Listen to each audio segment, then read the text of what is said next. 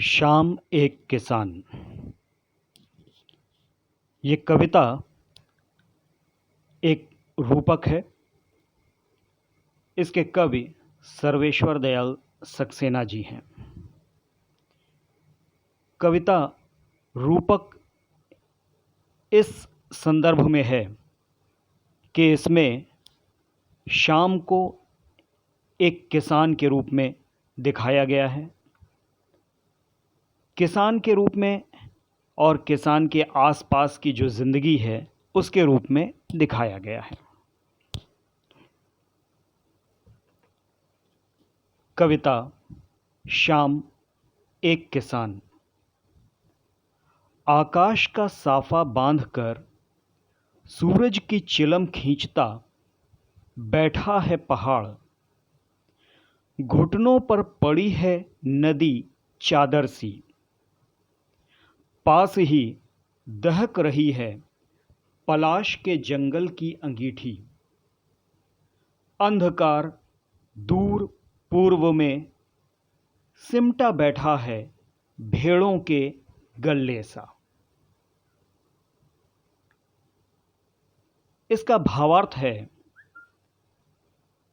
कि कविता में पहाड़ को किसान के रूप में दिखाया गया है।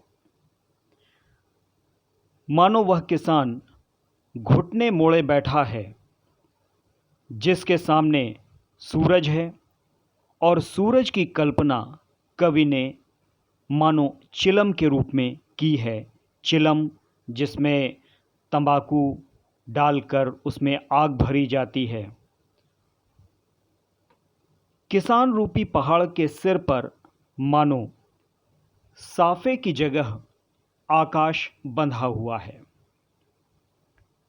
पहाड़ के नीचे बहती नदी देखकर लगता है कि किसान के घुटनों पर चादर पड़ी है। पास ही पलाश के फूलों को देखकर लगता है कि मानो अंगीठी दहक रही है। दूर पूर्व दिशा में बढ़ता अंधेरा भेड़ों के झुंड जैसा लग रहा है। यहाँ कविता में यह बताने का प्रयास किया गया है कि मानो किसान पहाड़ के रूप में है, उसके सिर पर साफे की जगह आकाश बंधा हुआ है, बादल बंधे हुए हैं। नदी जो पहाड़ के नीचे बह रही है मानो किसान के घुटनों पर पड़ी हुई चादर है। पहाड़ के सामने जो सूरज है वह मानो चिलम है जिसे किसान पी रहा है। पलाश के जंगल, पलाश के फूल सुर्ख लाल रंग के होते हैं और उन्हें देखकर कवि ने कल्पना की है मानो कोई अंगीठी दहक रही है, किसान के घर में अंगीठी सुलग रही है। दूर पूर्व दिशा में अंधेरा बढ़ता जा रहा है और उस बढ़ते अंधेरे की कल्पना कवि ने भेड़ों के झुंड के समान की है कि मानो भेड़ों का झुंड सिमटा हुआ बैठा है।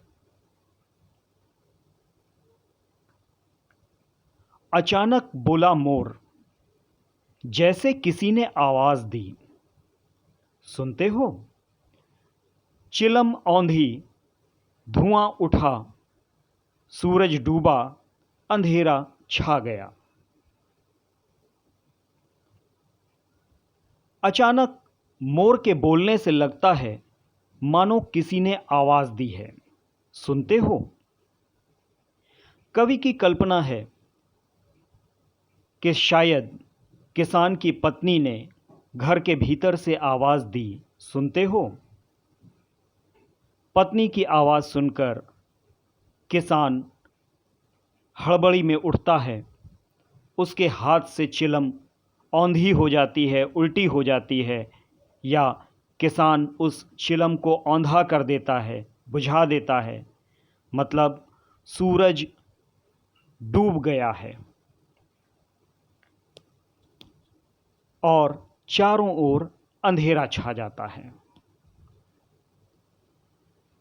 इस प्रकार हम देखते हैं कि शाम एक किसान कविता में कवि सर्वेश्वर दयाल सक्सेना जी ने शाम का बहुत ही सुंदर रूपक बनाया है, जिसमें पहाड़ किसान के रूप में, आकाश किसान के सिर पर बंधे हुए साफे के रूप में, नदी किसान के घुटनों पर पड़ी हुई चादर जैसी, सूरज चिलम के जैसा,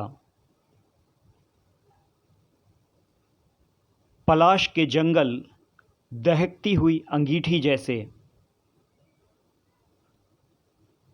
अंधकार भेड़ों के गल्ले या झुंड के रूप में,